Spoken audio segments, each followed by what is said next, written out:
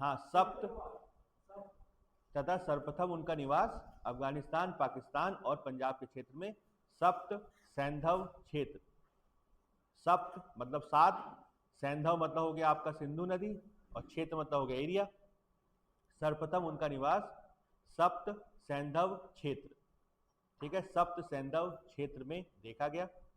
सर्वप्रथम उनका निवास सप्त सैंधव क्षेत्र में देखा गया। सर्वप्रथम उनका निवास सप्त सैंधव क्षेत्र में देखा गया, जो सिंधु और उसकी सहायक नदियों का क्षेत्र था।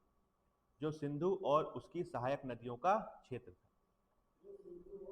सिंधु और उसकी सहायक नदियों का क्षेत्र था। सिंधु और उसकी सहायक नदियों का क्षेत्र था। फुल स्टॉप लाके इसके आगे मतलब ये हो जाएगा, फिर उसके पैराग्राफ चेंज करके लिखिएगा। इसमें पैराग्राफ चेंज करके लिखिएगा, वैदिक काल को 2 भागों में विभाजित किया जाता है। वैदिक काल को 2 भागों में विभाजित किया जाता है। वैदिक काल को 2 भागों में विभाजित किया जाता है। वैदिक काल को 2 भागों में विभाजित किया जाता है। Full stop. इसमें पूर्व वैदिक काल, वैदिक काल को 2 भागों में विभाजित किया जाता है। Full stop. इसमें पूर्व वैदिक काल, इसमें पूर्व वैदिक काल 1500 से 1000 ईसा पूर्व का काल है। इसमें पूर्व वैदिक काल 1500 से 1000 ईसा पूर्व का काल है। इसमें पूर्व वैदिक काल 1500 से 1000 ईसा पूर्व का काल है। इसमें पूर्व वैदिक काल 1500 से 1000 ईसा पूर्व का काल है, जिसे ऋग वैदिक काल भी कहते हैं। जिसे ऋग वैदिक काल भी कहते हैं। जिसे ऋग वैदिक काल भी कहते हैं। जिसे ऋग वैदिक काल भी कहते हैं। जिसे ऋग वैदिक काल भी कहते हैं, क्योंकि इसकी पूर्ण जानकारी हमें, जिसे ऋग वैदिक काल भी कहते हैं, जिसकी पूर्ण जानकारी हमें ऋग्वेद से मिलती है। जिसे ऋग वैदिक काल भी कहते हैं, जिसकी पूर्ण जानकारी हमें ऋग्वेद से मिलती है। जिसे ऋग वैदिक काल भी कहते हैं, जिसकी पूर्ण जानकारी हमें ऋग्वेद से मिलती है। पूर्ण जानकारी हमें ऋग्वेद से मिलती है। ऋग्वेद से मिलती है। हाँ, फुल स्टॉप लगा के इसके आगे लिखिएगा। इसके बाद उत्तर वैदिक काल का स्थान आता है। इसके बाद उत्तर वैदिक काल का स्थान आता है। इसके बाद उत्तर वैदिक काल का स्थान आता है। इसके बाद उत्तर वैदिक काल का स्थान आता है, जिसका कालक्रम 1000 से 500 ईसा पूर्व है। इसके बाद उत्तर वैदिक काल का स्थान आता है, जिसका कालक्रम 1000 से 500 ईसा पूर्व है। इसके बाद उत्तर वैदिक काल का स्थान आता है, जिसका कालक्रम 1000 से 500 ईसा पूर्व है।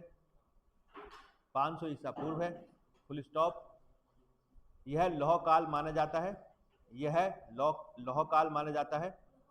लौह काल मतलब लोहे की खोज हो गई थी इसमें। यह लौह काल माना जाता है। यह लौह काल माना जाता है, जिसका पता हमें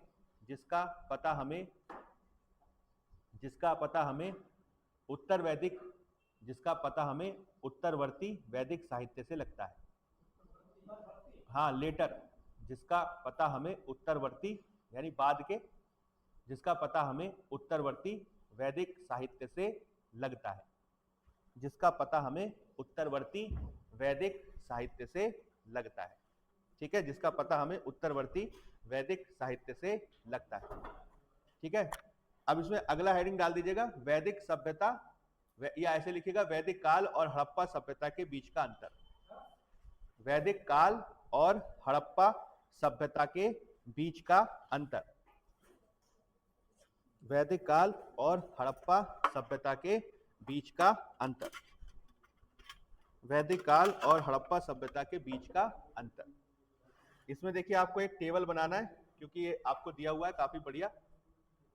ठीक है, इसमें जो है एक टेबल आपको पीडीएफ में दिया हुआ है। इसका पेज नंबर में नोट करा देता हूं, आप इसको बना जरूर लीजिएगा। ठीक है, तो ये देखिए वैदिक काल जो है आपको यहाँ पे देखने को मिलेगा।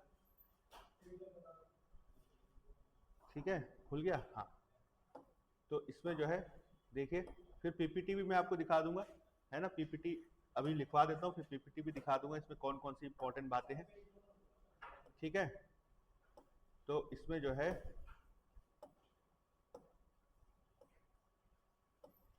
ये है, देखिए ये आपको पेज नंबर 17 और पेज नंबर 18, पेज नंबर 17 और पेज नंबर 18 में दिया है। ठीक है, इसकी बातें मैंने आपको ऑलरेडी बता दी थी, है ना, कि भाई हड़प्पा सभ्यता का टाइम पीरियड अलग है, इसका टाइम पीरियड अलग है। तो एक तो टाइम पीरियड का डिफरेंस हो गया। सेकंड क्या है कि ये काम क्या करते थे, तो भाई ये जो है शहरों में रहते थे, ये गांव में रहते थे, ये व्यापार करते थे, ये क्या किया करते थे, ये खेती किसानी करते थे, पशुपालन करते थे, ये जो है मूर्ति पूजा करते थे। ठीक है, मूर्ति पूजा करते थे, ये प्रकृति पूजा करते थे, है ना। हालांकि दोनों जगह मंदिरों के साक्ष्य नहीं मिले। ये आपको किसमें दिया है, पेज नंबर 17, पेज नंबर 17 में।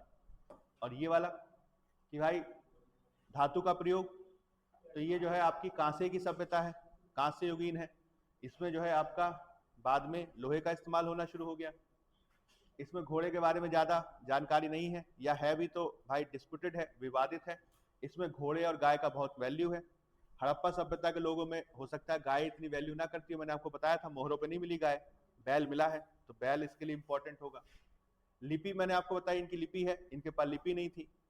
ठीक, इसके अलावा इनके मिट्टी के बर्तन लाल और काले रंग के थे। इनके जो थे चित्रित धूसर मृदभांड थे, पीजीडब्ल्यू, है ना। ये शांति प्रिय थे, हथियार वगैरह नहीं रखते थे, इनके पास हथियार होते थे, है ना, लड़ाइयां लड़ते थे ये, इनके बारे में जानकारी मिलती है ना भाई। तो ये आपको दिया हुआ है पॉइंट पेज नंबर 17 और पेज नंबर 18 में। ठीक है, पेज नंबर 17 और पेज नंबर 18 में। ठीक है, लिख लीजिएगा जरूर, बाकी मैं आपको इसको बता चुका हूँ। अब इसमें पैराग्राफ चेंज करके अगली हेडिंग डाल दीजिएगा। ठीक है, वैदिक काल का स्रोत, या वैदिक काल के स्रोत, वैदिक काल के स्रोत, वैदिक काल के स्रोत। ठीक है, वैदिक काल के स्रोत। ठीक, तो वैदिक काल के स्रोत। ठीक है, तो इसमें लिखिएगा वैदिक काल की प्रमुख जानकारी हमें, वैदिक काल की प्रमुख जानकारी हमें, वैदिक काल की प्रमुख जानकारी हमें वैदिक साहित्य से प्राप्त होती है। वैदिक काल की प्रमुख जानकारी हमें वैदिक साहित्य से प्राप्त होती है। वैदिक काल की प्रमुख जानकारी हमें वैदिक साहित्य से प्राप्त होती है। वैदिक काल की प्रमुख जानकारी हमें वैदिक साहित्य से प्राप्त होती है, जिसे जिसे वैदिक संहिता, जिसे वैदिक संहिता, जिसे वैदिक संहिता, ब्राह्मण ग्रंथ, जिसे वैदिक संहिता, हाँ संहिता, जिसे वैदिक संहिता कौमा ब्राह्मण ग्रंथ, ब्राह्मण ग्रंथ, ब्राह्मण लिटरेचर, जिसे वैदिक संहिता कौमा ब्राह्मण ग्रंथ, आरण्यक और उपनिषद में विभाजित किया जाता है। जिसे वैदिक संहिता कौमा ब्राह्मण ग्रंथ, वैदिक संहिता कौमा ब्राह्मण ग्रंथ कौमा आरण्यक और उपनिषद में विभाजित किया जाता है। वैदिक संहिता ब्राह्मण ग्रंथ आरण्यक, वैदिक संहिता ब्राह्मण ग्रंथ आरण्यक और उपनिषद में विभाजित किया जाता है, उपनिषद में विभाजित किया जाता है। इसे निम्नलिखित रूप में समझ सकते हैं, इसे निम्नलिखित रूप में समझ सकते हैं। ठीक है, वैदिक संहिता ब्राह्मण ग्रंथ आरण्यक और उपनिषद में विभाजित किया जाता है, जिसे निम्नलिखित रूप में समझ सकते हैं। ठीक है, इसमें आपको टेबल बनानी है, जैसे देखिए ये दिया हुआ है। ठीक है, इसका जो है मैं आप ये वैसे ये सब हिंदी में भी समझ में आ जाएगा। ऊपर क्या लिखना है, ठीक है, इसको लिख ही लीजिएगा, वेद और संबंधित साहित्य। ऊपर क्या हो जाएगा, हेडिंग क्या हो जाएगा, वेद और संबंधित साहित्य, और संबंधित साहित्य। ठीक है, वेद और संबंधित साहित्य, ये हेडिंग हो जाएगा। और इसके नीचे आ जाएगा, इसके नीचे आ जाएगा यूं लाइन लिख के, 4 वेद। इसके नीचे क्या आ जाएगा, 4 वेद। ठीक है ना भाई। अब ये 4 वेद कौन से हैं तो मालूम है आपको, है ना। तो ऋग्वेद हो गया, यजुर्वेद हो गया, सामवेद हो गया, अथर्ववेद हो गया। ठीक है, ऋग्वेद हो गया, सामवेद हो गया, ठीक है, यजुर्वेद हो गया, अथर्ववेद हो गया। हाँ भाई इधर सुन लीजिए भाई, वेद और संबंधित साहित्य कुछ नहीं, आप सही। 4 वेद, ऋग्वेद, यजुर्वेद, सामवेद, अथर्ववेद, है ना, 4 वेद हो गया। फिर इसके नीचे क्या आ जाएगा, इसके नीचे 4 वेद लिख दीजिएगा, फिर उनके नीचे आ जाएगा उपवेद। ठीक है, उपवेद, ठीक है, उपवेद, और इसमें आ जाएगा वेदांग, उपवेद और वेदांग, मतलब ऊपर वेद और संबंधित साहित्य, फिर 4 वेद, ऋग्वेद, सामवेद, यजुर्वेद, अथर्ववेद, फिर उसके बाद इसके 2 पार्ट हो जाएंगे, उपवेद और वेदांग। ठीक है, उपवेद और वेदांग। ये पेज नंबर आपका जो है अभी देख के बता दूंगा मैं आपको। उपवेद मतलब हो गया आपका, ठीक है, उपवेद मतलब हो गया आपका, ठीक, इसे कहते हैं कार्यात्मक ज्ञान। ठीक है, इसे कहते हैं कार्यात्मक ज्ञान। ठीक है, उपवेद क्या है, कार्यात्मक ज्ञान, मतलब उसका दैनिक जीवन में यूज। ठीक है, जो डेली लाइफ में वेदों का यूज हुआ वो उपवेद के रूप में देखने को मिलता है। ठीक है, जैसे यहाँ पे लिखा हुआ है उपवेद कौन कौन से हैं, उपवेद कौन कौन से हैं ये लिख लीजिएगा। आयुर्वेद सुना ही होगा, आयुर्वेद मेडिसिन। ठीक है, गंधर्व वेद, गंधर्व वेद हो गया आपका, ठीक है, संगीत। धनुर्वेद आपका धनुर्विद्या। ठीक है, और अर्थवेद हो गया आपका अर्थशास्त्र। तो वेद जो थे उनको उपवेद में डिवाइड किया गया, किसके लिए, ताकि उसका डेली जीवन में यूज किया जा सके। उपवेद में क्या आ जाएगा, कार्यात्मक ज्ञान। और ये कौन कौन से हैं, तो आयुर्वेद है, गंधर्व वेद है, ठीक है, धनुर्वेद है, और अथर्ववेद, अर्थवेद है। ठीक है, इसी तरीके से वेदांग, वेदांग ये आपको दिया हुआ है। ठीक, ये क्या है, वेदांग, इसको लिखिएगा वेदों के सहायक, वेदों के सहायक।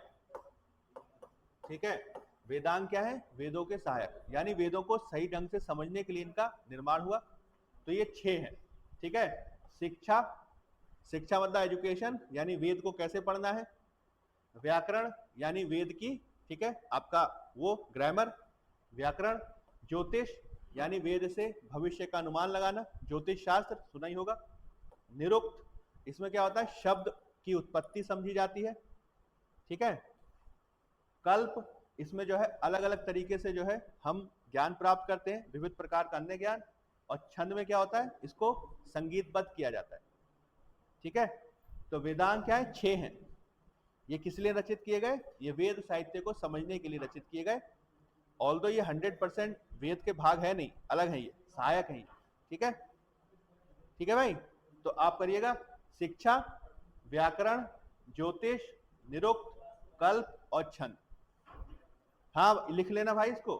ठीक है, पेज नंबर भी बता देता हूं मैं आपको, ये आपका पेज नंबर है 23। ठीक है, पेज नंबर 23 में आपको दिया हुआ है कि 4 वेद, ठीक है, ऋग्वेद, यजुर्वेद, सामवेद, अथर्ववेद, फिर उनके उपवेद जो डेली यूज में यूज होते हैं, फिर उनके वेदांग जो वेदों को समझने के लिए रचित किए गए। ये सब मिलके जो है आपको वेद और संबंधित साहित्य बनाते हैं। ठीक है ना, आप याद रखिएगा, मैं आपको बता देता हूं, जो वेदांग है ये वेद साहित्य का भाग नहीं है, they are not the part of Vedic literature. ठीक है ना, ये मैं आपको लिखवाया भी था, वैदिक साहित्य में 4 आता है। ठीक है ना, संहिता, ब्राह्मण, आरण्यक, उपनिषद, ये सब क्या है, ये एक्स्ट्रा है। ठीक है, याद रखिएगा इसको, क्योंकि ये क्वेश्चन पूछ लेता है कि उसमें उपवेद भी दिया होगा, वेदांग भी दिया होगा, फिर आपको लगेगा ये तो था, लेकिन ये क्या है, एलाइड है, सहायक है ये। ठीक है, एक्स्ट्रा है। वैदिक साहित्य में 4 ही आते हैं, संहिता, ब्राह्मण, आरण्यक, उपनिषद। ठीक है, अब इसमें पैराग्राफ चेंज करके लिखिएगा, वेदों को बेहतर समझने के लिए, वेदों को बेहतर समझने के लिए, वेदों को बेहतर समझने के लिए। अरे इसमें इंग्लिश वाला भी कोई था ना, कौन है भाई इंग्लिश वाला है? कल एक और हमें स्टूडेंट मिली थी, वो भी बोली मैं भी इंग्लिश वाली हूँ। दोनों नहीं आए, अच्छा अच्छा, तो वो मैंने बोला था उनको नोट्स लेने के लिए कि नोट्स दे, कोई नहीं, तो ठीक है। तो वेदों को सही ढंग से समझने के लिए, लिख लिया ये, वेदों को सही ढंग से समझने के लिए आगे प्रत्येक वेद के वेदों को सही ढंग से समझने के लिए आगे प्रत्येक वेद के, वेदों को सही ढंग से समझने के लिए आगे प्रत्येक वेद के ब्राह्मण, आरण्यक और उपनिषद ग्रंथ रचित किए गए। वेदों को सही ढंग से समझने के लिए आगे प्रत्येक वेद के ब्राह्मण, आरण्यक और उपनिषद ग्रंथ रचित किए गए। वेदों को सही ढंग से समझने के लिए आगे प्रत्येक वेद के ब्राह्मण, आरण्यक और उपनिषद ग्रंथ रचित किए गए जिसे निम्नलिखित तालिका से समझ सकते हैं। मतलब भाई वेदों को सही ढंग से समझने के लिए प्रत्येक वेद के ब्राह्मण, आरण्यक और उपनिषद ग्रंथ रचित किए गए। ठीक है, नहीं आया समझ में? अरे अंकल जी, वेदों को सही ढंग से समझने के लिए, फिर से बताऊं, फिर से बोलता हूं मैं आपको, लास्ट का शुरू का नहीं समझ में आ रहा, फिर से बता देता हूं भाई। वेदों को सही ढंग से समझने के लिए प्रत्येक वेद के ब्राह्मण, आरण्यक और उपनिषद ग्रंथ रचित किए गए जिसे निम्नलिखित तालिका से समझ सकते हैं। मतलब मैं आपको दिखा देता हूं, समझा देता हूं, आपको समझ में आ जाएगा। जैसे देखो यहां पे इसमें जो है ये सब तो इंग्लिश में दिया हुआ है। ये देखिए, मतलब क्या है कि आपके वेद जो हैं 4 हैं। इसमें देख लीजिए, समझ में आ जाएगा। आपके वेद जो हैं 4 हैं, ऋग्वेद, सामवेद, फिर यजुर्वेद के 2 पार्ट हैं और आपके अथर्ववेद। तो भाई ये जो वेद थे ये सही से समझ में आए, इसलिए बाद में इसको और एक्सप्लेन किया गया।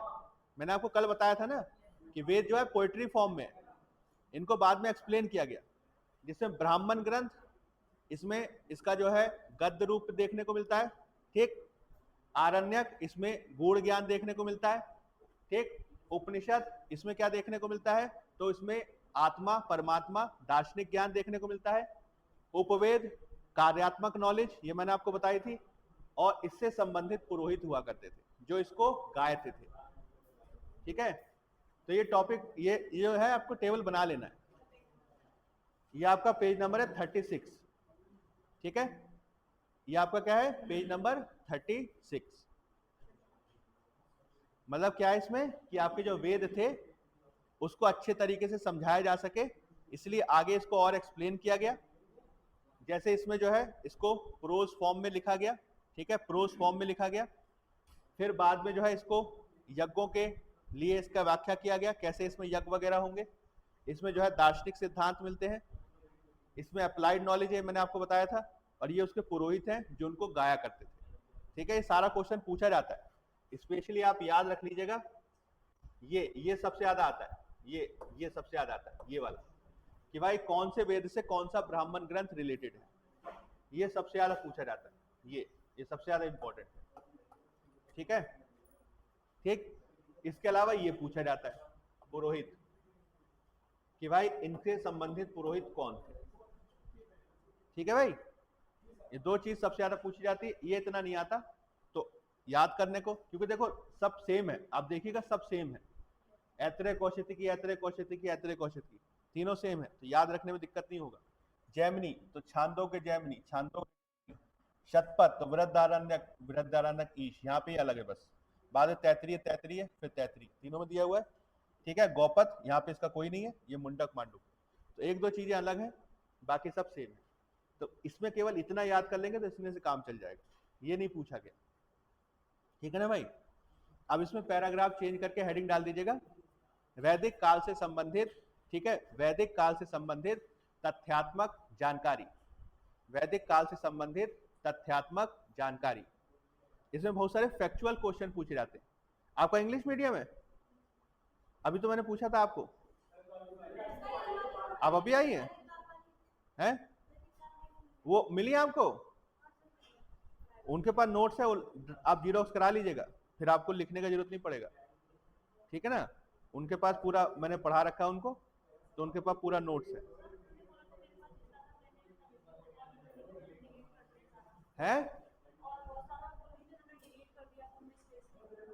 नहीं नहीं, लिखा हुआ उनके पास रजिस्टर में होगा, उनको बोलना जो लिखा हुआ रजिस्टर में, उनको कह दूंगा आप उसको जीरोक्स करा लेना, ठीक है ना। उनके पास एंशियंट मिडिवल का पूरा लिखा हुआ है रिटन में, जैसे अभी लिखवा रहे हैं ना वैसे लिखा हुआ है, तो वो जो है जीरोक्स आप करा लीजिएगा, ठीक है ना जी।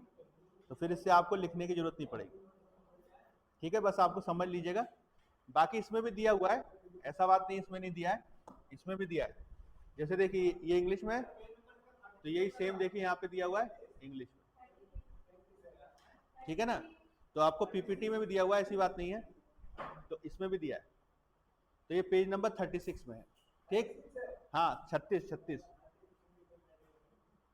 है, देखो यहाँ पे 36। अब आपको क्या मैंने हेडिंग डलवाया, वैदिक काल से संबंधित तथ्यात्मक जानकारी, ठीक है, फैक्चुअल नॉलेज रिलेटेड टू वैदिक लिटरेचर। तो इसमें आपको कुछ टेबल्स बनानी है, मैं आपको नंबर बता देता हूँ क्योंकि इसमें से डायरेक्ट क्वेश्चन आता है, ठीक है। जैसे कि आपसे ये पूछेगा कि भाई वैदिक काल की नदियां कौन कौन सी थी, किस नदियों को किस नाम से जाना जाता था। वैदिक ग्रंथों में बहुत सारे सूक्ति वाक्य मिलते हैं, वो सूक्ति वाक्य जो है कौन से उपनिषद या ब्राह्मण ग्रंथ से रिलेटेड है, समझ रहे हैं। वैदिक आर्यों की उत्पत्ति कहाँ पे हुई, तो इसको लेकर जो है अलग अलग प्रकार के मत हैं। तो ये कुछ टेबल्स है वो मैं आपको बता रहा हूँ, ठीक है। और उसमें भी इंपॉर्टेंट बता दूंगा कि भाई ये सबसे ज्यादा पूछा जाता है। तो देखिए इसमें सबसे पहला जो आपको टेबल बनाना है, अच्छा सबसे पहला जो आपको टेबल बनाना है वो ये बनाना है, ये वाला, आर्यों का मूल निवास स्थान।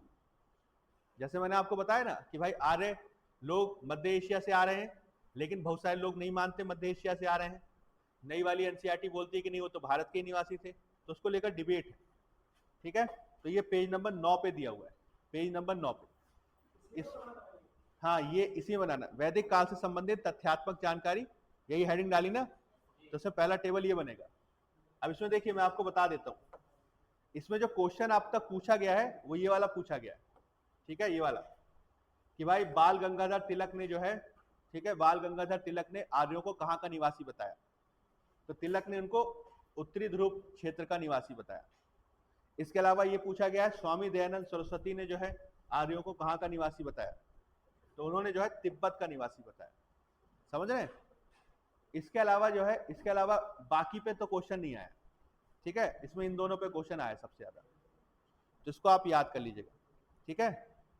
कि इसमें जो है जो तिलक थे इनकी बुक भी पूछी गई है कि इनकी बुक क्या थी, तो इन्होंने बुक लिखी थी आर्कटिक होम ऑफ वेदास, ठीक है, आर्कटिक होम ऑफ वेदास, ठीक है, इनकी किताब का नाम है, ठीक है, आर्कटिक होम ऑफ वेदास। इन्होंने बताया कि जो वैदिक वेद के लिखने वाले थे कहाँ के निवासी थे, आर्कटिक के। तो ज्योग्राफी में आप पढ़ेंगे आर्कटिक जो है वो नॉर्थ पोल में है, ठीक है, अंटार्कटिका साउथ पोल में। तो इन्होंने कहा कि जो वैदिक लोग थे वो आर्कटिक के निवासी थे। अब इन्होंने क्यों कहा, तो वो इन्होंने इसलिए कहा क्योंकि उनका मानना था कि भाई वेदों में लिखा हुआ है कि 6 महीने का दिन 6 महीने की रातें हो रही हैं, तो 6 महीने का दिन 6 महीने की रातें केवल ध्रुवों पे होती है, ठीक है, तो इस वजह से इन्होंने कहा था, ठीक। इन्होंने इसको तिब्बत का निवासी बताया था, ठीक है ना भाई। इन दोनों पे क्वेश्चन आया, हालांकि इसको एक बार देख लीजिएगा तो हो सकता है आगे किसी और पे क्वेश्चन आ जाए, ठीक है। तो एक टेबल आपकी ये हो जाएगी, ये आपकी दी हुई है पेज नंबर 9 पे, ठीक है, पेज नंबर 9 पे दी है। अच्छा दूसरी टेबल ये वाली, मैंने आपको बताया था कि ऋग्वेद जो है वो अलग अलग चैप्टर्स में डिवाइडेड है, ऋग्वेद अलग अलग चैप्टर्स में डिवाइडेड है, तो हर चैप्टर का एक जो है लेखक है, हर चैप्टर का कौन है, एक लेखक है। तो ये आपसे पूछा जा सकता है, ठीक है, कि भाई फर्स्ट का जो है वो मधुछंदा, मेघातिथि, फिर ग्रस्मत। इसमें जो अब तक क्वेश्चन पूछा गया है वही 9 के बाद अगला 10 नंबर, ठीक है।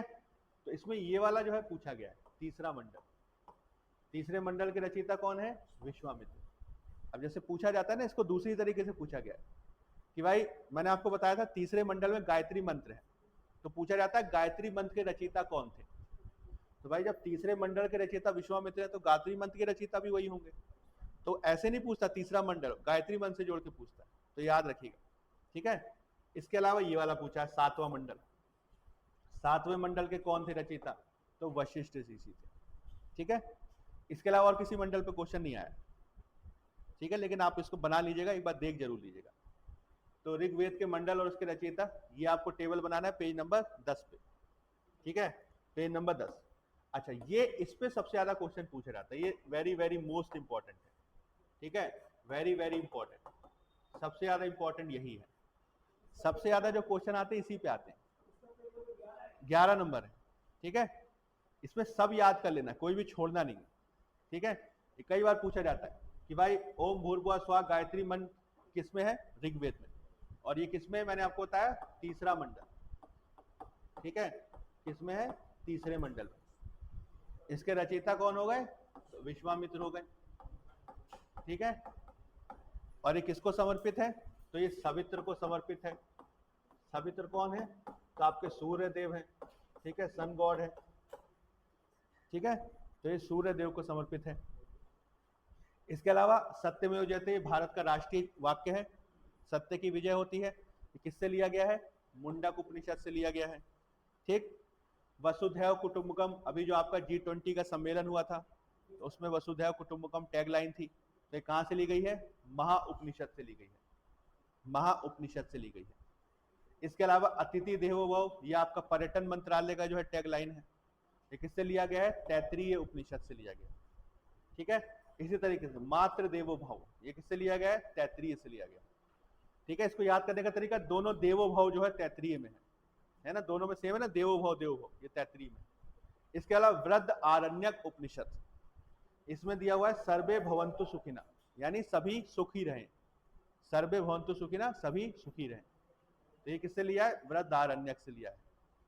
इसी तरीके से तमसो मा ज्योतिर्गमय, यानी अंधकार से प्रकाश की ओर, ठीक है, फ्रॉम डार्क टू लाइट, तो ये किससे लिया गया है, ये भी वृद्ध आरण्यक उपनिषद से लिया गया है, ठीक है ना भाई, समझ रहे हैं। इसको सबको याद कर लेना है, सारा इंपॉर्टेंट है, इसमें कोई भी चीज ऐसी नहीं है जिसको छोड़ना है, ठीक है, तो ये याद रखिएगा। अच्छा, इस पे क्वेश्चन पूछा जाता है, ये आपका 2025 में भी आया था यूपीएससी में, कि भाई आपको वैदिक कालीन नदियों के आधुनिक नाम दिए हैं, जैसे व्यास हो गया, सतलज हो गया, रावी हो गया, और पूछेगा वैदिक ग्रंथों में यानी ऋग्वेद में उनको किस नाम से जाना जाता था, ठीक है। हाँ भाई, बनानी पड़ेगी, ऐसे थोड़ी। पेज नंबर 12, पेज नंबर 12, ठीक है, मैंने आपको बताया था ना, कल भी तो बताया था, इसमें काफी फैक्चुअल क्वेश्चन पूछे जाते हैं, तो उनके लिए मैंने अलग से सब टेबल्स बना दिया है, ताकि आपको कोई प्रॉब्लम ही ना हो, केवल आप उसको याद कर लीजिएगा। तो देखिए, जैसे सतलज, ठीक है, सतलज को कहते थे शतुद्री, व्यास इसको कहते थे विपासा, ठीक, रावी इसको कहते थे परुषणी, ठीक है, झेलम इसको कहते थे वितस्ता, ठीक है, चिनाब इसको कहते थे अस्कनी, ठीक, गंडक इसको कहते थे सदानीरा, ठीक है, घग्गर इसको कहते थे दृश्यद्वती, काबुल ये अफगानिस्तान में नदी थी, काबुल है ना, उसकी राजधानी, तो इसको कुभा बोलते थे, कुभा, ठीक है, कुर्रम इसको क्रमु बोलते थे, ये सबसे ज्यादा इंपॉर्टेंट है, ठीक है। गोमल इसको गोमती बोलते थे, अब गोमती नदी लखनऊ में भी बहती है, ठीक है ना, तो कई लोग इससे कंफ्यूज हो सकते हैं, लेकिन ये वो वाली गोमती नदी नहीं है, ये अफगानिस्तान की है, ठीक है, गोमल, ठीक है, ये इंपॉर्टेंट है। और स्वात इसको सुवास्तु कहते थे। इसमें आप याद रखिएगा, काबुल, कुर्रम, गोमल और स्वात, ये चारों नदियां अफगानिस्तान की हैं, ठीक है, ये चारों नदियां कौन सी हैं, तो ये अफगानिस्तान की हैं, ठीक है, ये चारों नदियां कहां की, अफगानिस्तान। काबुल, काबुल अफगानिस्तान में है, कुर्रम, कुर्रम भी अफगानिस्तान में है, गोमल ये भी अफगानिस्तान में है, और स्वात, स्वात वैली ये भी अफगानिस्तान में, ठीक है। तो ये चारों जो है कहां पे हैं, अफगानिस्तान की नदियां हैं, ठीक है, याद रखिएगा, ठीक। तो ये आपको बना लेना है वैदिक काल की नदियां, ये आपको दिया हुआ है पेज नंबर 12 में, ठीक है, पेज नंबर 12 में, ठीक। इस पे इतना क्वेश्चन नहीं आया, तो इसको आप बस आप एक देख लीजिएगा, ये क्वेश्चन पूछता है, ठीक है, कि ऋग्वैदिक कालीन शब्दावली और उसके अर्थ क्या थे। इसमें जो सबसे ज्यादा जो इंपॉर्टेंट है, जो पूछा गया है, वो वैकनाट पूछा गया है, ठीक है। वैकनाट कौन होता था, जिसकी नाक चपटी होती थी, ठीक है, उसको सूदखोर बोलते थे, ठीक है, तो वैकनाट, ठीक है। इसके अलावा नीवी और वासस क्वेश्चन पूछा है। नीवी और वासस, ये क्या होता था? वस्त्र होता था। अगर कमर के ऊपर पहनेंगे तो वासस हो जाएगा, कमर के नीचे पहनेंगे तो नीवी हो जाएगा। ठीक है, बाकी इतना नहीं पूछा है, लेकिन आप बना लीजिएगा। ये आपका पेज नंबर है, ठीक है, 14 पेज नंबर, ठीक है, 14 पेज नंबर, ठीक है। ये इतना नहीं आया है, ये भी जो है इतना इंपॉर्टेंट नहीं है, ये मैंने आपको बता ही दिया, ठीक है। ये आपका हो ही गया, ये भी मैंने आपको बता दिया, ठीक, ये भी हो गया आपका। अब आप जो है इसमें हेडिंग डालिएगा, ठीक है। अब आप इसमें हेडिंग डालिएगा वैदिक कालीन विशेषताएं, ठीक है। वैदिक कालीन, या ऐसे लिखिएगा वैदिक कालीन विशेषताओं का तुलनात्मक अध्ययन, अ कंपैरेटिव एनालिसिस ऑफ वैदिक कालीन विशेषताओं का तुलनात्मक अध्ययन, कंपैरेटिव एनालिसिस, ठीक है, वैदिक कालीन जो आपकी कैरेक्टरिस्टिक है उसका, ठीक है। वैदिक कालीन विशेषताओं का एक तुलनात्मक अध्ययन, ये मैंने कल बताया था ना, आर्थिक, राजनीतिक, सामाजिक, धार्मिक, तो वो, तो इसमें जो है वैदिक कालीन विशेषताओं का तुलनात्मक अध्ययन, कंपैरेटिव एनालिसिस ऑफ वैदिक, ठीक है, कैरेक्टरिस्टिक्स, ठीक। तो ये जो है आपको देखिए यहां पे आप देखिएगा, यहां पे देखिएगा,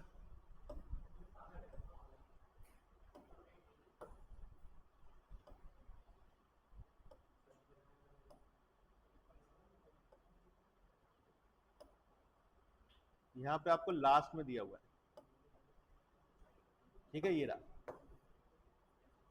ऋग्वेद काल और उत्तर वैदिक काल, इस पे 2 बार क्वेश्चन पूछा गया है, ठीक है, 2024 में और 2023 में, तो ये आपको बना लेना है, ठीक है। टाइम पीरियड क्या था, किस एरिया में थे, इनका पॉलिटिकल फील्ड कौन सा था, ठीक है। ये आपका पेज नंबर 91, ठीक है, मैंने आपको सब समझा दिया, वही सेम चीज जो है आपको लिखी हुई है। तो समय काल, क्षेत्र, राजनीतिक क्षेत्र, ठीक है, सामाजिक क्षेत्र, आर्थिक क्षेत्र, ठीक है, धार्मिक क्षेत्र, ये पूरा दिया है पेज नंबर 94 तक, ठीक है। इसका इंग्लिश वाला मैं आपको भेज दूंगा, ठीक है ना, ये सेम चीज इंग्लिश वाला मैं आपको भेज दूंगा, ठीक है। 94 तक है, कब तक शुरू हुआ था, कहां से शुरू हुआ था, 91 से 94 तक, 91, 92, 93, 94, ठीक है ना भाई। तो ये जो है आप ध्यान रखिएगा, देखिए इसमें जो है मैं आपको,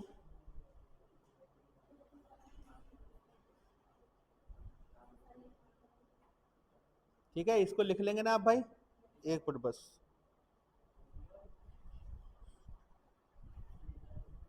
तो इसमें आप याद रखिएगा इसको।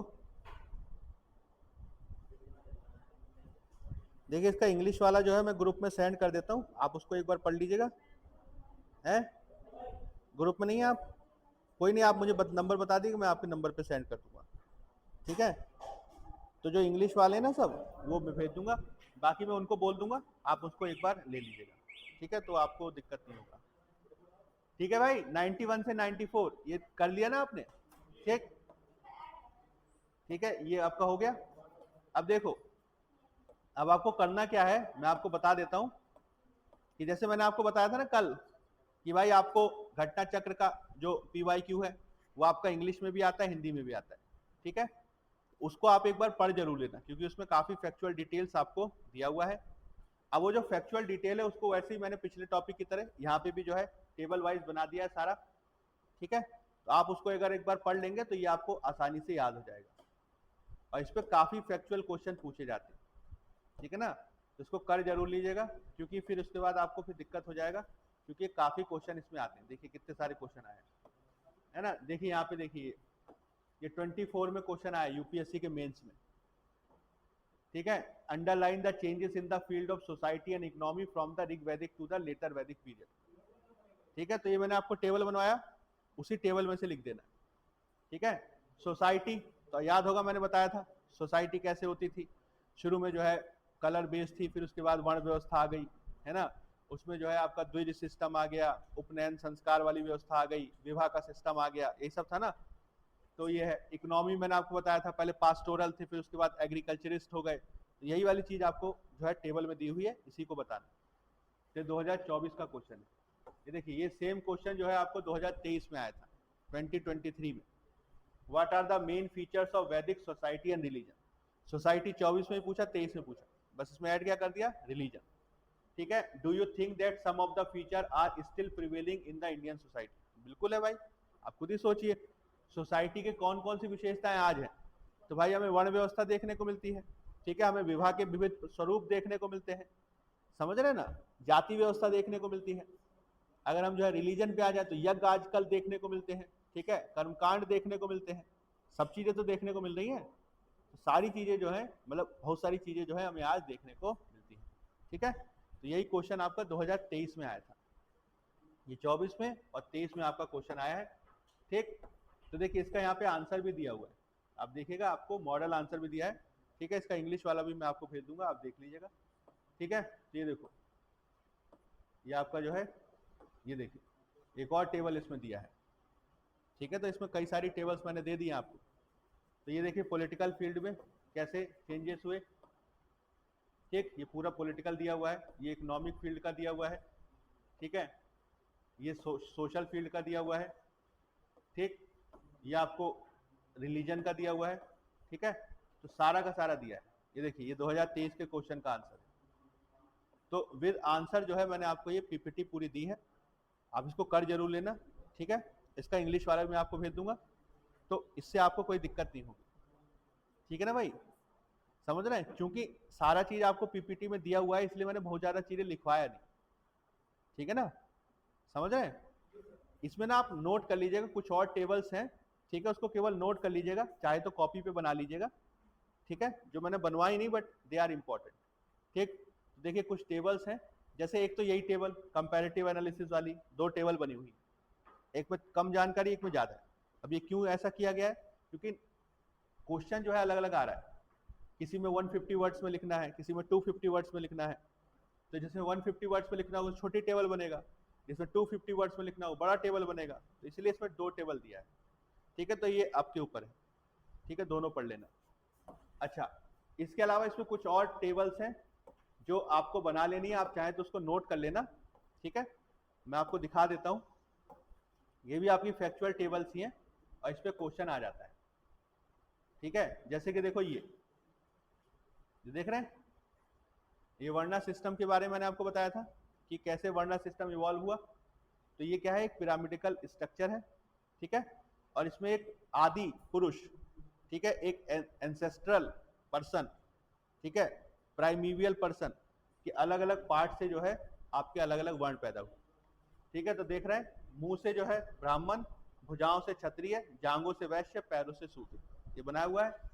तो मुंह से ब्राह्मण्स, ब्राह्मण्स कौन होते थे, प्रीस्ट होते थे, टीचर होते थे, पुजारी होते थे और आपके शिक्षक होते थे।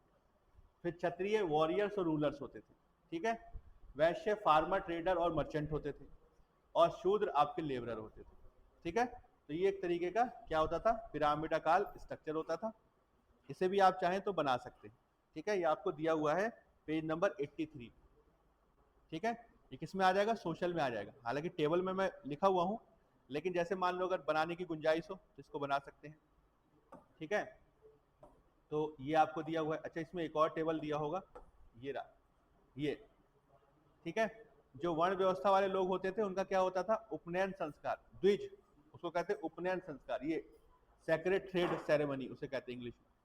ठीक है, ये था आपका इनिशिएशन ऑफ एजुकेशन, शिक्षा का प्रारंभ माना जाता था। ठीक है, और इसमें मैंने आपको बताया था कि ब्राह्मण, क्षत्रिय, वैश्य, इनको कहा जाता था, इनको अलाउड था, शूद्रों को नहीं था, महिलाओं को नहीं था। जैसे क्या हुआ, एजुकेशन में जो है उनको दिक्कतें हुई। ठीक है, तो ये देख लीजिएगा, हालांकि बनाने की इसको जरूरत नहीं है, ये जरूर बना लीजिएगा। ये आपका दिया हुआ है पेज नंबर 83 पे, ये आपको किसमें दिया है, पेज नंबर 83 में दिया है। ठीक है, अच्छा, इसके अलावा देखिए ये वाला, ये आपको ना कुछ ऑफिसर्स दिए हैं। ठीक है, ये इंग्लिश में भी दिया हुआ है और हिंदी में भी दिया हुआ है। ठीक, कुछ ऑफिसर्स के जो है नाम पूछ लेता है कि भाई कुलपति कौन होता था, जैसे मैंने आपको बताया परिवार का मुखिया, उसको कुलप भी बोलते थे, बाद में कुलपति हो गया वो। ग्रामीण, गांव का मुखिया होता था। ठीक है, ऐसे कुछ दिया। सेनानी, नाम से समझ में आ रहा है, सेनापति होता था। ठीक, मध्यवासी, ये जो है मीडिएटर करता था, मीडिएशन का काम करता था। पुरोहित, पुजारी होता था। स्पास, ये जासूस हुआ करते थे, स्पाइस हुआ करते थे। ठीक, वज्रपति, ये चरगाह जो हुआ करते थे उनका अधिकारी होता था। भागदूत, ये जो है रेवेन्यू कलेक्शन के लिए काम करता था। ठीक है, जीवग्रह, ये पुलिस अधिकारी हुआ करता था। ठीक है, इसके अलावा महिषी, ये प्रमुख रानी हुआ करती थी, राज महिषी उसको बोलते थे, मेन रानी। अक्षवाप, ये मुनीम होता था, ट्रेजरर होता था, ट्रेजरर तरीके का। ठीक है, सूत, ये सारथी होता था, चैरिएटर होता था। ठीक है, अथापति, ये मेन जस्टिस हुआ करता था। संग्रहित्री, ये कोषाध्यक्ष, ट्रेजरर हुआ करता था। ठीक है, तो मुनीम हो गया अकाउंटेंट, वो अकाउंटेंट होता था। ठीक है, छत्री मतलब तक्षण, जो दक्षिण करने, वो जो है खोदने का काम करता था ऐसे। ठीक, ये इतने इंपॉर्टेंट नहीं। तो ये आपको दिया हुआ है पेज नंबर 75 और 76 में। ठीक है, पेज नंबर 75 और 76 में दिया है। ठीक है, ये इंग्लिश में भी दिया हुआ है, आप देखिएगा इंग्लिश में भी दिया है।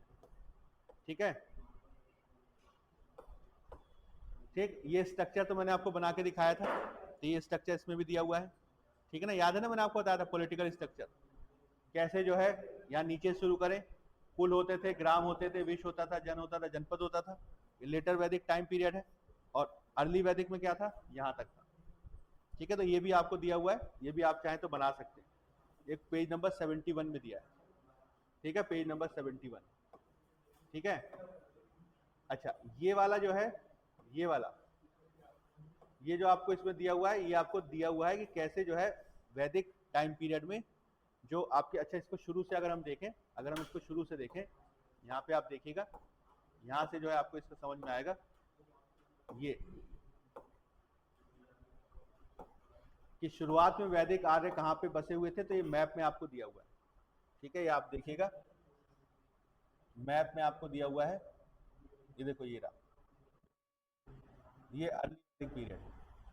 ठीक है, तो मैंने आपको बताया था, लिखवाया भी है कि शुरुआत में जो है जो वैदिक लोग थे वो आपके अफगानिस्तान, पाकिस्तान और आपका जो पंजाब का एरिया है, ठीक है, जो सप्त सैंधव एरिया है, 7 नदियों का एरिया, लैंड ऑफ 7 रिवर्स।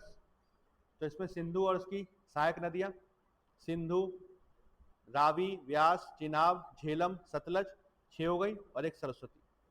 तो यहाँ पे इनका वास देखने को मिल रहा है। ठीक है, अब लेटर वैदिक पीरियड में क्या होगा, फिर ये इधर की तरफ जाएंगे, यूपी बिहार की तरफ जाएंगे, ये इधर की तरफ जाएंगे, इधर की तरफ जाएंगे, इधर की तरफ जाएंगे। तो लेटर वैदिक पीरियड में फिर ये आगे की तरफ बढ़े। यहाँ पे आप देख सकते हैं कि अलग अलग तरीके के जन यहाँ पे दिखाए गए है ना, कबीले। तो देखिए लिखा हुआ है यहाँ पे, ये सब तो नदियों के नाम है। यहाँ पे देखिए अनु, ये एक जन का नाम था। ठीक है, पुरु, ये पुरुजन हुआ करते थे। ठीक है, तुर्वस, ठीक है, इसके अलावा द्रहु है ना, मैंने आपको लिखवाया था ना, भरत, समझ रहे हैं। तो ये क्या है, ये अलग अलग तरीके के, यवयति, ठीक है, पखत, ठीक, ये सब कौन है, ये सब जो है अलिन, ये सब जन है अलग अलग तरीके के। भलानस, ये आपके जन है। ठीक है, और ये सब क्या है, नदियां हैं। देखो सिंधु दिख रही है यहाँ पे, गोमती दिख रही है यहाँ पे, ठीक है, क्रमु दिख रही है यहाँ पे, कुभा दिख रही है यहाँ पे, ठीक है, सुवास्तु नदी दिख रही है यहाँ पे, अस्कनी नदी दिख रही है यहाँ पे, विपास दिख रही है आपकी, विपासा जिसे बोलते थे। ठीक है, इसके अलावा परुषणी नदी दिख रही है, सरस्वती रिवर दिख रही है। समझ रहे, तो ये डिफरेंट काइंड ऑफ रिवर्स थी। ठीक है, और इन्हीं डिफरेंट काइंड ऑफ रिवर्स में अर्ली वैदिक टाइम पीरियड में जो वैदिक आर्यंस थे वो रहते थे, जो अलग अलग जनों में डिवाइडेड थे। ठीक है, तो ये चीज आपको मैप में दिया हुआ है, इसको आप पढ़ लीजिएगा, क्योंकि 2025 में विपास पे क्वेश्चन पूछा था, विपास पे। ठीक है, कई सारे स्टूडेंट को समझ में नहीं आता विपास कौन सी नदी है, बाद में पता चला अच्छा वो जो है आपका व्यास नदी है, उसी को जो है इसने पूछ लिया। तो ये आपको मैप में दिया हुआ है। ठीक है, यही एक और मैप देखिए, समझ रहे हैं। तो ये अलग अलग तरीके के मैप दिए, जो आपको सही लगे देख लीजिएगा।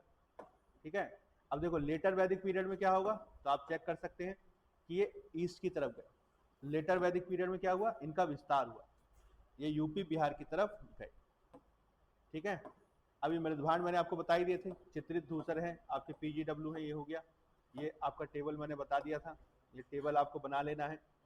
अच्छा, इसमें जो है, इसमें ये अंतर वो हो गया, इसमें विवाह के प्रकार भी दिए हुए, ठीक है ना। ये तो इंग्लिश में सारी टेबल्स हैं, इसको आप पढ़ सकते हैं, इंग्लिश में सारी टेबल्स दी हैं इसमें, ठीक है। वैदिक साहित्य के बारे में, वैदिक लिटरेचर जो ऊपर हिंदी में लिखा है वही नीचे इंग्लिश में लिखा है, ठीक है। वेद होता था, ब्राह्मण होता था, आरण्यक होता था, उपनिषद होता था, इसके क्या प्रकार है ये दिया हुआ है, ठीक है। तो देखो इसमें जो है कि मैंने बनवा दिया था ये वाला मैंने आपको बताया था ना, ऋग्वैदिक पॉलिटिकल ऑर्गेनाइजेशन। तो क्या होता था कि सबसे नीचे कुल होता था, फैमिली, फिर उसके बाद ग्राम, ठीक, फिर उसके बाद विश, फिर जन, है ना। तो यहाँ पे लिखा है कुल फैमिली, इसका हेड कुलप या कुलपति इसको कहते थे। ग्राम विलेज, इसका हेड ग्रामरी। विश ग्रुप ऑफ विलेजेस, इसका हेड विशपति। और जन ट्राइब्स, इसका हेड राजन या जनस्य गो। तो मैंने आपको ऑलरेडी बताया ना भाई, लेटर वैदिक में क्या हो जाएगा, ये बन जाएगा आपका जनपद, ठीक है। तो ये हो जाएगा आपका, ये सारा चीज जो है आपका इसमें दिया हुआ है। देखो ये वाला है, ये वाला जो है आपको इस पे क्वेश्चन पूछा जाता है, इस टेबल को आप बना सकते हैं। ये आपका पेज नंबर 46 में दिया है, पेज नंबर 46, ये 47 में इंग्लिश में दिया हुआ है, ठीक है।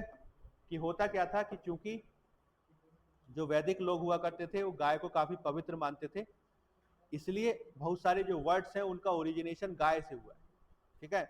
जैसे गौमत, ठीक है, गौधुली, सुना ही होगा, आज भी यूज होता है वर्ड, ठीक है।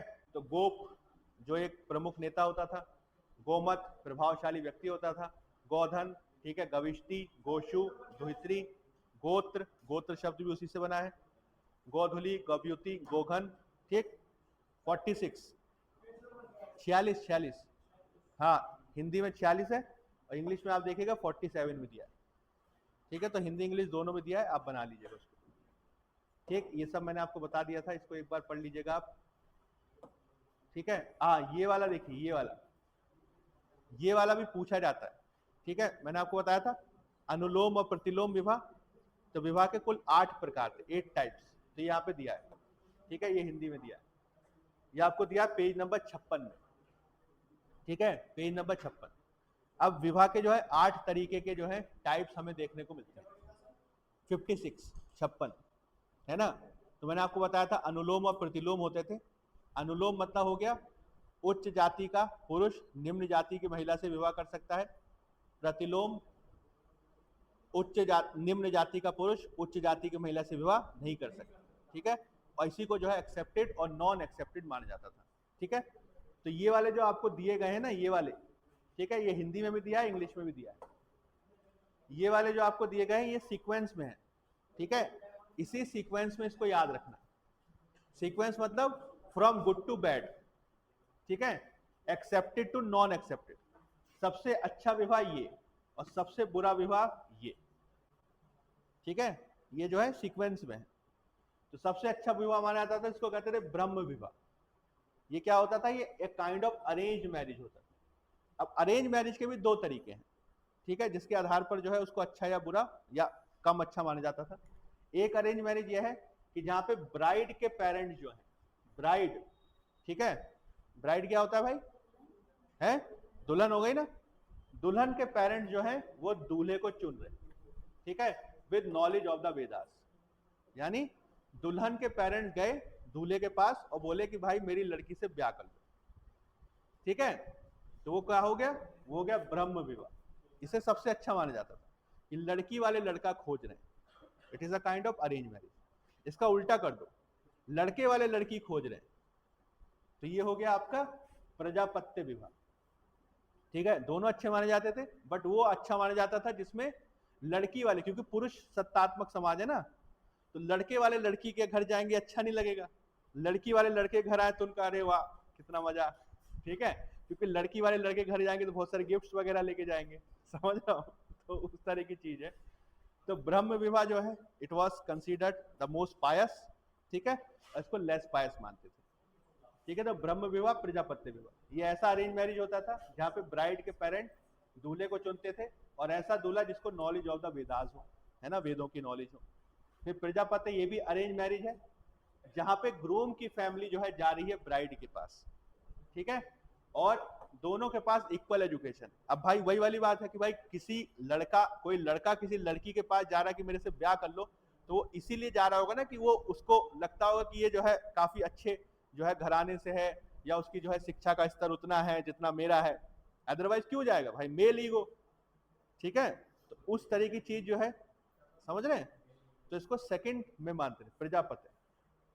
ठीक है, थर्ड वाला होता था आपका गंधर्व विवाह, लव मैरिज। ठीक, तीसरा क्या है, लव मैरिज, इसको माना जाता था बट इसको कम अच्छा माना जाता था। तो गंधर्व विवाह क्या है, it's a kind of love marriage. इसमें क्या होता था कि म्यूचुअल कंसेंट से जो है ब्राइड और ग्रूम आपस में शादी कर लेते थे। ठीक है, यज्ञों के साथ, इसमें भागते नहीं थे कि भाग गए, भाग के विवाह नहीं हो रहा है यहाँ पे। ठीक है, गए बकायदा जाके शादी कर ली। ठीक है, ये नहीं कि भाग गए घर से ऐसा नहीं। अब इसमें कंसेंट भी हो सकता था, नहीं भी हो सकता था, बता के भी जा सकते थे, बिना बताए भी जा सकते थे, बट विवाह करके वापस आ जाते थे। ठीक है, हाँ भाई, गए विवाह कर ली वापस आ गए कि अब तो शादी हो गई, अब क्या कर सकते हो बताओ। अब ये तो भाई वैदिक काल वाले बताएंगे, रख लेते थे, क्या कर लेते थे। ठीक है, तो इसमें फैमिली की जो कंसेंट होती थी वो हो भी सकती थी, नहीं भी हो सकती थी। अगर होती तो अरेंज मैरिज नहीं हो जाती, तो ज्यादातर सिचुएशन नहीं हुआ करती होगी। ठीक है, शादी करके आ गए, अब उसके बाद पेरेंट्स को जो करना वो करें। ठीक है, तो उस तरीके से, तो इसको गंधर्व विवाह कहते थे। ठीक है, इसको थर्ड कोटि का माना जाता था, मतलब सबसे अच्छा ब्रह्म, फिर प्रजापत्य, फिर आपका जो है गंधर्व। ठीक, इसमें सबसे जो चौथे नंबर का होता था, ठीक है, ये होता था आपका देव विवाह। ठीक, इसमें जो ग्रूम होता था, ठीक है, ग्रूम मतलब क्या होता है, दुल्हा, है ना। दुल्हा जो होता था वो उस लड़की की जो है उस आदमी की लड़की से शादी कर लेता था जो यज्ञ करवाता था। ठीक है, जैसे यज्ञ वज्ञ करवा रहे हैं उसी से शादी होगी, उसे कहते थे। ठीक है, मतलब इसमें जो दुल्हा है वो उस व्यक्ति की लड़की से विवाह कर लेता था जो यज्ञ वगैरह करवाता था। ठीक है, इसको देव विवाह कहते थे। ये शुरू के जो 4 विवाह हैं, देवर कॉल्ड एक्सेप्टेड, ये एक्सेप्टेड माने जाते थे। ठीक है, but to some extent, most accepted, less expected, और लेस एक्सपेक्टेड, सबसे कम एक्सपेक्टेड। ये वाले जो है दे आर नॉट एक्सपेक्टेड, ये एक्सपेक्टेड नहीं माने जाते थे, इनको समाज में अच्छा नहीं माना जाता था। हाँ भाई, आते तभी तो बता रहे हैं, वरना ऐसे टाइम पास थोड़ी चल रहा है यहाँ पे इसमें से क्वेश्चन आता है भाई।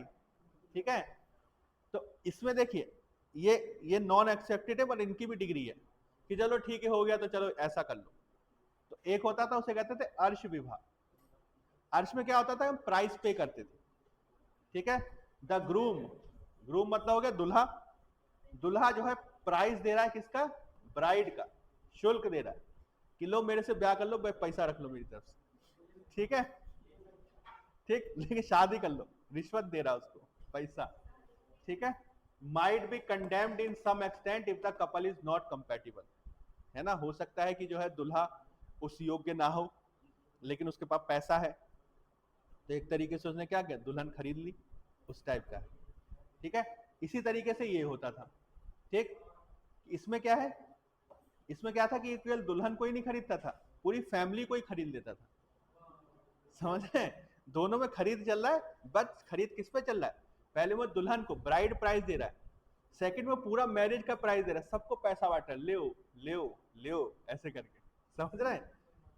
ठीक है, अगर जो है दोनों है सेम, दोनों में खरीदी बिक्री चल रही है, बट अंतर है, फर्स्ट वाले में क्या हो रहा है, जो दुल्हन है उसको खरीदा जा रहा है, और सेकंड वाले में पूरे के पूरा जो है फैमिली को ही खरीद लिया, पूरा ब्याह का खर्चा वो उठा रहा है, कह रहा तुम्हें कुछ नहीं करना, बस आ जाओ।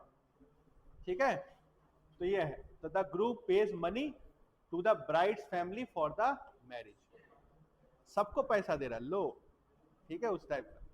अच्छा, ये वाले जो दोनों होते थे दे वर नॉट एक्सेप्टेड।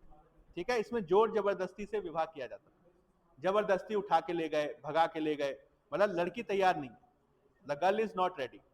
ठीक है, तो द ग्रूम जो है सेड्यूसेस द ब्राइड अंडर अनडिफाइंड और क्वेश्चनेबल कंडीशन, बहला फुसला के जो है विवाह कर लेता था। ठीक है, बोलते ना उसे बहला फुसला के।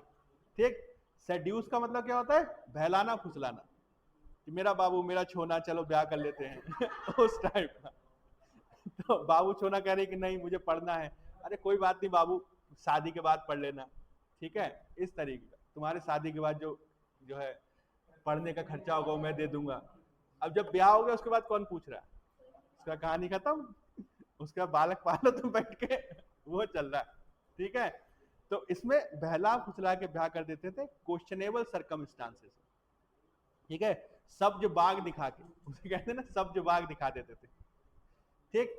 इसमें क्या होता था कि वो ब्राइड को जबरदस्ती उठा के ले जाता था, ठीक है।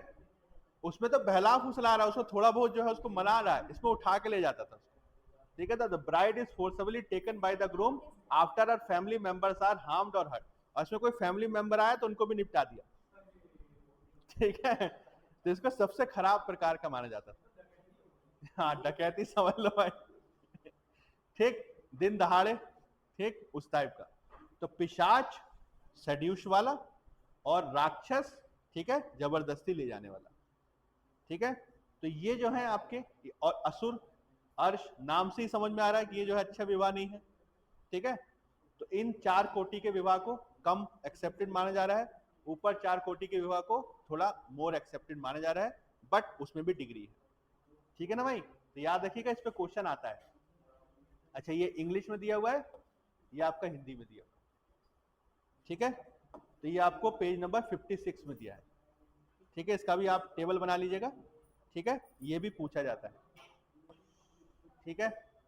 तो ये हो गया। अच्छा ये वाला भी है, इस पे भी क्वेश्चन आता है, हालांकि इसके बारे में मैंने आपको बता दिया था भाई। ऋग वैदिक काल में किस किस प्रकार के देवता थे, इसमें सारे नहीं याद रखने, 4 याद रख लेना, इंद्र, वरुण, ठीक है, और क्या बताया था, अग्नि और सोम। इंद्र, वरुण, अग्नि और सोम, इन 4 पे क्वेश्चन आता है, बाकी सबको बस पढ़ लेना एक बार, ठीक है, वो पूछा नहीं जाता है, ठीक है। जैसे देखिए लिखा हुआ भी है, ये पेज नंबर 59 में दिया हुआ है। इंद्र, इसको किला तोड़ने वाला माना जाता था, 250 जो है सूक्त इसको हैं। फिर अग्नि को प्रतिनिधि माना जाता था। वरुण जो है ब्रह्मांड के देवता माने जाते थे, माना जाता है रित, रित के जो है वो माने जाते थे, ठीक। फिर उसके बाद सोम, ये जो है पौधों के देवता माने जाते थे, ठीक, वो मैंने आपको बताया सूर्य से अलग है। सवित्र, ये आपके जो है सूर्य देवता हैं, ठीक। उसके बाद अन्य देवता थे, मरुत होते थे, अश्विन होते थे, ठीक है। कुछ महिला देवियों की भी चर्चा मिलती है, जैसे सरस्वती, सुना ही होगा आपने सरस्वती जी के बारे में, है ना, पृथ्वी देवी देवी, अदिति, ठीक है। इसके अलावा जो है अरण्यानी, ये जंगल की देवी मानी जाती थी। निर्नति, ये मृत्यु की देवी मानी जाती थी, ठीक है, the goddess of decay and, ठीक है, डेथ, ठीक है। तो ये आपको इंग्लिश में भी, अच्छा इंग्लिश में इसमें दिया नहीं, मैं आपको भेज दूंगा, ठीक है। तो ये जो है आपको इसमें ध्यान रखना है। फिर उत्तर वैदिक काल का तो मैंने आपको बता ही दिया, ठीक है ना। तो ये जो है ये जनपद वाला, ये सारा चीज हो गया, ठीक, ये सारा चीज। हाँ जी कुछ कह रहे हैं, किसका, विवाह वाला, विवाह वाला, लास्ट वाला क्या बताया था। अच्छा वो देवता वाला, देवता वाला, हाँ मैं देख लेता हूँ एक मिनट। ये देवता वाला जो पेज नंबर है, ठीक है, ये आपका है 59 से लेकर 62 तक, 59 से लेकर 62, ठीक है, समझ रहे भाई, ठीक है, ठीक है ना भाई। तो ये आपका वैदिक काल हो गया। अब इसके आगे का भी मैं आपको थोड़ा बता देता हूं, ठीक है, इसका कहानी सुन लीजिए, फिर उसके बाद इसको होगा तो मैं लिखवा दूंगा, ठीक है। तो जैसे देखिए सिंपल है, बहुत ज्यादा टफ नहीं है। अगर हम टाइम पीरियड के हिसाब से देखें, टाइम पीरियड आप याद करिए, मैंने आपको कई बार बताया कि भाई इतिहास की कहानी शुरू हुई आपकी पाषाण काल से, स्टोन एज से। तो स्टोन एज आपका जो है 2 मिलियन ईयर्स एगो, 20 लाख साल से लेकर 3000 ईसा पूर्व तक चला, है ना। 20 लाख से लेकर 10,000 तक आपका पैलियोलिथिक, फिर 10,000 से 5500 तक मेसोलिथिक, है ना, पूरा पाषाण, मध्य पाषाण, फिर 5500 से 3000 नव पाषाण, ऐसे था, ठीक है। फिर उसका बाद आपका 3000 से लेकर 500 ईसा पूर्व चालकोलिथिक एरा, और इसी बीच जो है कुछ एरिया में ज्यादा डेवलपमेंट हो गया, है ना। तो आपका 2500 से लेकर 750 बीसी तक इंडस वैली सिविलाइजेशन, 1500 से लेकर 500 बीसी तक वैदिक सिविलाइजेशन, है ना भाई, ये चल रहा है। तो हमारा 500 बीसी तक कंप्लीट हो गया। अब देखिए 500 बीसी के बाद क्या हुआ, ठीक है, 500 बीसी के बाद क्या हुआ इसको आपको समझना है। तो देखिए मैंने आपको बताया, अब जो हम टॉपिक पढ़ेंगे दैट इज, टॉपिक का नाम है 6th सेंचुरी बीसी, 6ठी शताब्दी ईसा पूर्व, छठी शताब्दी ईसा पूर्व का मतलब क्या हुआ? 600 ईसा पूर्व, 600 बीसी, यानी 500 बीसी के ही पास है ना भाई? अच्छा ये बताओ 500 बीसी पहले आएगा कि 600 बीसी पहले आएगा? हैं? ये देखो अंकल जी ने बोला